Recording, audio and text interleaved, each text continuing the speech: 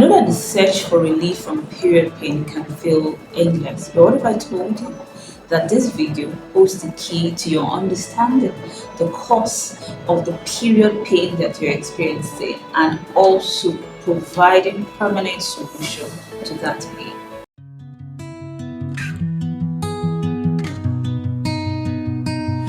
In the depth of my heart, a flame burns bright. Hi lovelies, welcome back to Iselona's Corner. If you're someone for the first time, you're welcome. I'm your host Iselona and I am a registered nurse, a midwife, as well as a professional makeup artist. And over here we discuss all things pertaining to faith, health, nursing and beauty. So if these are the kind of contents you are looking out for, please do not hesitate to like, to share and subscribe. Now in today's video, we're going to be looking at a very vital topic that I know that a lot of women and young ladies have experienced at one point in their life.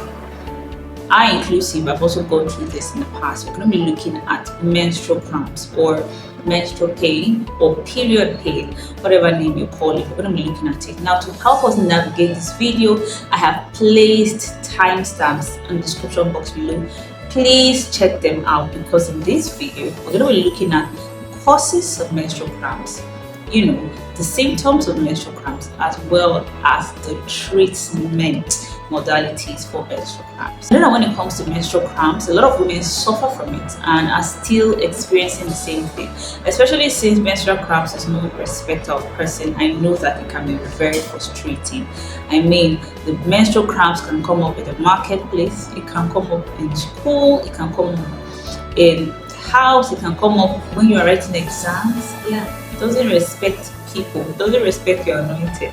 Okay, and if for some persons they experience really excruciating pain that makes carrying out activities of daily living very difficult. I mean, I remember far back in secondary school, I had a classmate who during a menstrual period she would be vomiting. I even had a classmate who was even the head girl at that time. Once she's saying her period, that very first day, you will not see her in school. Once she misses school, everyone knows that, oh, it's first day of her period. And whether it was exams or tests, she would miss class, she would miss school. So that was just her experience. And I know a lot of women go through that, kind of pain. And I realized that the reason why we suffer this long is because we have not been able to identify what exactly is causing this menstrual cramp or menstrual pain. And I say that because it's not every menstrual pain you feel that's associated or attributed to menstruation. Yes, it's not. So that is why it's important that once you are able to find out what exactly is causing my pain, you'll be able to find out what would definitely be the permanent solution to the pain you're experiencing. Now in this video, we're going to dive straight into looking at menstruation, menstrual pain, menstrual cramps properly. For every woman, young lady during reproductive years, the body tends to prepare for pregnancy on a monthly basis. That's what the body does. Now, in a situation when pregnancy or conception does not occur, what happens is the uterus contracts to get rid of the topmost layer of the womb or the uterus. And the essence of doing this is to get rid of the cells, the tissues, the blood that was there, that was supplied to that region for the expected pregnancy, so as to prepare for the next month and the expected pregnancy. So that's what actually occurs, and you experience bleeding or menstrual flow. So the blood you see is just the uterus way of shedding off the topmost layer of the uterus during menstruation. Now, for this to occur, a hormone called prostaglandins is what triggers this process, and this hormone has a major role to play during pain and inflammation. Now, research has shown that in individuals who experience more pain than the others, it's because of increased secretion of the hormone prostaglandins. Like I said, it plays a major role in pain and inflammation. That's what happens generally during menstruation. Now, it's important to note that there are two types of menstrual cramps or dysmenorrhea, as people call it, we will call it. Now, when it comes to dysmenorrhea or menstrual cramps, we have the primary menstrual cramps and the secondary menstrual cramps. Now, for the primary menstrual cramp, what happens is that individuals who right from the time of menarche, and by menarche I mean your very first period, there are individuals that right from that time they have been experiencing pain. That's how the body is. But there are individuals who right from the first menarche they never experienced any form of menstrual pain or menstrual cramps. It only came up later on in life, and usually this is associated to health conditions that may have sprouted up in their lives. Now, this is what I call the secondary menstrual cramps or dysmenorrhea. Now, the primary menstrual cramps, what happens is that there is pain right from the very first period till whenever the person is done with productive years. And the secondary, there was no pain initially, but then later on in life, along the line, the person started experiencing pain. So these are the types of menstrual cramps that are out there. Now, let's look at the causes of these menstrual cramps. Now, when it comes to the causes of these menstrual cramps, based off my explanation of what menstruation is, what happens during menstruation, as well as the types of menstrual pains or menstrual cramps or dysmenorrhea you have there, you have an understanding of what might be some of the possible causes of menstrual cramps. Number one is uterine contraction. Yes, as far as during menstruation, the uterus contracts, which is a normal process, you are going to experience pain. But this pain varies. It could be dull pain, it could be a sharp pain, it could be a mild pain, okay? And also, depending on the person's pain threshold, there are individuals that there is pain going on, but they are not feeling it because they have a higher pain threshold. Do you get what I'm trying to say? So that is one of the causes of menstrual cramps or menstrual pain. The second is hormonal factors, and the hormone that comes to play is the prostaglandin hormones. Now, individuals who have this hormone in excess, like I've earlier explained, tend to experience more pain than others would. Another cause of menstrual cramps is uterine fibroids. What do I mean by that? Uterine fibroids are abnormal growths that occur in the uterus, and they have the ability to cause pain when you are seeing your period. Now, how does this happen? The presence of the uterine fibroid in the womb alone can trigger pain, because normal contraction that the uterus would have to go through to expel blood, it now has to contract even harder because you have an abnormal growth present in the womb. Do you understand? Also, another reason why uterine fibroid could cause pain is because where the uterine fibroid is located in the womb, it could be on a nerve ending, it could be on a blood vessel, it could be between a part of the womb that could trigger more pain for individuals who are experiencing their menstrual flow, as well as the fact that uterine fibroid comes in sizes. The bigger the size of the fibroid, the more difficult it is for the uterus not just to contract, but it also causes the uterus to stretch, to be distended. Okay, so all these factors that I've explained makes it easy for someone who has uterine fibroid to experience pain when they are bleeding, that is during their menstruation.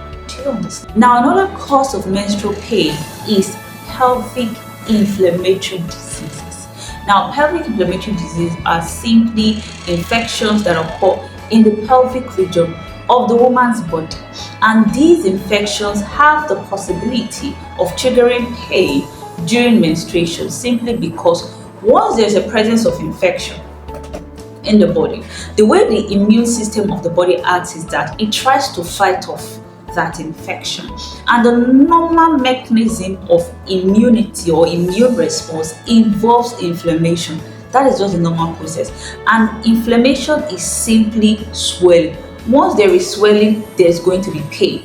Now, also we have the hormone prostaglandins. I said that hormone plays a major role when it comes to pain and inflammation, and remember, there is already inflammation, so this will definitely mean the body has to secrete more prostaglandins, meaning more pain. So that's why some women who are experiencing pain, it could be because they have pelvic inflammatory diseases or infections in the pelvic region of the body. That is the cause of the pain that they are experiencing during menstruation. Now, another cause of menstrual pain or menstrual cramp is cervical stenosis. And what I mean by cervical stenosis is the narrowing of the cervix. Now, the cervix is the lowest or the last region of the uterus or the womb. Now, once that region becomes more narrow than expected, or in some individuals blocked, it is going to restrict blood flow. That is the blood that is lost during menstruation. And once that restriction is there, it will lead to buildup, right? Buildup of the blood in the uterus. This blood is supposed to be shed out, right, of the body, but it is not building up in the uterus. What do you think is going to happen? That uterus is going to stretch. Once the uterus is stretching, you're going to be feeling pain. Yes, and once this is taking place, the hormone prostaglandins is going to be released, and all these factors is going to make you feel pain. So that is why individuals who have cervical stenosis, they experience pain when they are bleeding. Now, another cause of menstrual cramp is adenomyosis as well as endometriosis. Now, let me explain it. In adenomyosis, the tissues that you normally find on the topmost layer of the uterus, somehow you find some of these tissues or similar tissues in the muscular layer of the uterus. Now, it is the uterine muscular layer that actually does the work of contraction. Okay, now when you now find the cells, tissues that are supposed to be just on the topmost layer of the uterus finding its way to the muscular layer, what it's going to mean is the body is going to react thinking that is a foreign body or foreign placement, and in its process of reacting, immune response, there's going to be inflammation and there's going to be pain. Inflammation is swelling and then pain, that I've explained earlier. Then the mere fact that it is in the muscular layer, it means the muscle, the uterine muscle, has to do extra work for it to contract and shed out blood or shed out the topmost lining of the uterus. That means pain, pain, pain. In endometriosis, which is another condition that could cause painful menstruation, the lining of the uterus, the topmost lining, is also abnormally placed. Now, in endometriosis, it can be found anywhere. It could be found on the fallopian tubes, it can be found at the ovaries, it can be found anywhere. And as far as it is abnormally placed, okay, it is going to cause a problem. Also, because since it is the lining of the uterus, wherever it is being placed, it is going to be shed out. Do you understand? The body will still work in the normal way it's supposed to work to try to get rid of every cell that is similar to the one at the topmost layer of the uterus. The body is going to try as much as not to get rid of it wherever it is found in the body, and then try to get rid of it when that tissue or that cell is in another place or in another region. For example, the fallopian tube. It will cause pain for the woman. So that is why people with endometriosis, people with adenomyosis experience painful menstruation, just because of the mere fact that these tissues are abnormally placed. And finally, we have hormonal imbalance. I've told us earlier that the hormones in our body play a major role during menstruation. And imagine if there's an imbalance in this hormone. What could trigger imbalance in this hormone? Conditions like PCOS. If you don't know what PCOS is, I'll leave a link in the description box below. I've talked about it previously. Now, someone having PCOS could definitely have hormonal imbalance. And in hormonal imbalance, imagine the prostaglandin hormones that's supposed to be secreted at 40%. Remember, it has pain and inflammation associated with it. So if it's supposed to be secreted at 40%, then because there's an imbalance, it's now secreted at 80%. I'm just giving an illustration. There's going to be pain felt, more pain than someone who is just having normal uterine contraction without imbalance in their hormones. Now, everything I have mentioned, from cervical stenosis to hormonal imbalance to adenomyosis to endometriosis and the likes, they are the reasons why someone could be experiencing pain during menstruation. So it therefore means it's not just because you are having normal uterine contraction that you're experiencing pain. There are other factors that could be responsible for it. Now, you have to be able to find out what exactly is my own cause, because the cause of person A's pain is not the same cause for person B pain. Okay, now you have to find out what exactly is causing my own pain during menstruation. That is the only way you can now treat it, because you are going to carry a treatment that is peculiar, that is tailored to the cause of your pain. Now let's look at the symptoms of menstrual pain. Now menstrual pain usually has some other symptoms that are associated with it, and if you're a woman who has experienced menstrual pain before, you will know them. Now whether it is a dull pain you're experiencing, or a mild pain, or a sharp pain, or severe cramps you're experiencing, there's definitely going to be pain. That's the number one factor, or number one experience symptoms you're experiencing. Also, for some persons they experience diarrhea, some constipation. For me, I'll be experiencing diarrhea. That was there back in the day. You see me, I'll be experiencing diarrhea. There is always mood swings or mood changes. I don't know about you, but for me, I'm not even in the mood. Any little thing could just irritate me. I was usually anxious. I know some persons were also depressed during that time because of the pain that you are going through. Also, there is fatigue. You are tired, you are weak, because all your energy is just focused on the pain that you're experiencing. Even headaches, all right? Some persons do experience headaches as well as bloating.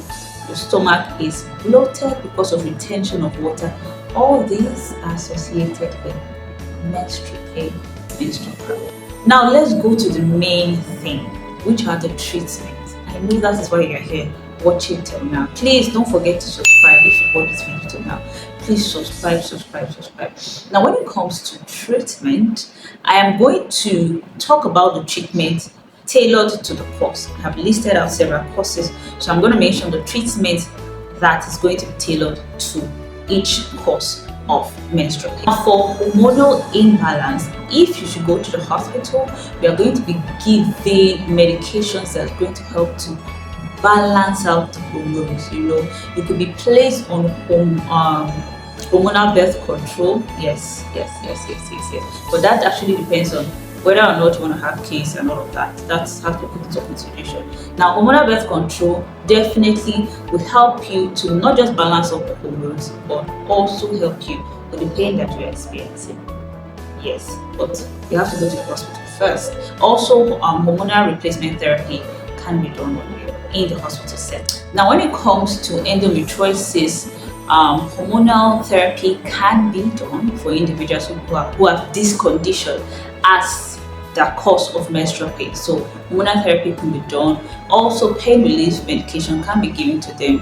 Pain relief in the form of NSAIDs, ibuprofen, paracetamol, which are acetaminophen. They can be given, as well as surgical intervention. And I said surgery because remember I explained that in endometriosis, the tissues, the cells that are normally located on the topmost layer of the womb now are abnormally placed in other parts of the body, maybe fallopian tube. Now, in that situation, surgery will be done to get rid of the tissues that are abnormally placed, because these tissues are the ones that are causing the problem. Now, for uterine fibroids, surgical intervention is honestly the best treatment. Remember, for fibroids, it's an abnormal growth, so surgery has to be done to get rid of the growth. And once you have been able to get rid of the growth, which is causing the pain is going to be reduced to the barest minimum. Okay, if you don't do that, that means you just want to live on NSAIDs, pain relief, for the rest of your life. So for individuals who don't want to go through the surgical route, then pain reliefs can also be done, as well as hormonal therapy. Individuals who have pelvic inflammatory diseases, remember that I said there are infections. Now these infections could be treated because they are the cause, right? So these infections could be treated using antibiotics to get rid of them. Once you've been able to get rid of the infections, then you feel much more better. Okay. Also, pain reliefs are usually given to individuals who are experiencing it. For cervical stenosis, I said cervical stenosis is the narrowing of the cervix, which in turn causes pain for the woman. Now, what is done is cervical dilatation or surgery could be done to help widen. It's just because the cervix is narrow than expected, so to help widen it a bit so that the blood can freely flow out of the body. Do you understand? Also, pain relief in form of opioid NSAIDs can be administered to these women. For adenomyosis, just like endometriosis, where tissues are abnormally placed or cells are abnormally placed, surgical intervention is the best option, as well as pain relief given to help with the pain. Now, in general, you will notice that I talked about pain relief because there are pain reliefs that will actually work. Pain reliefs like ibuprofen. See, ibuprofen works, but the only thing is you cannot live on pain relief for life. Do you see why you are taking pain relief every single month for the pain you are experiencing, and next month it comes again, and next month it comes again, and next month it comes again? Reproductive life in a woman is a long time for you to be taking pain relief, because as you are taking it, it's your kidney that is going to hear it later on. So my advice would be to treat the cause. Don't just carry out the general treatment of pain relief. Treat the cause. Treat the endometriosis. Okay.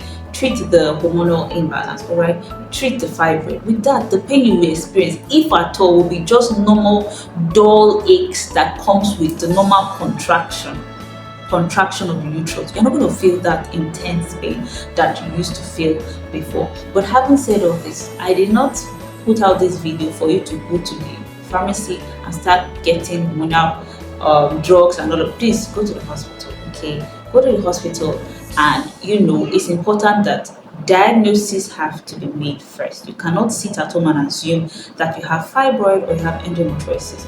There has to be a diagnosis to find out what exactly is causing the pain, and then you can have a treatment tailored for you. I hope this video was helpful. I hope it was educative. I hope it was informative. Please do not forget to subscribe if you haven't done so. Please.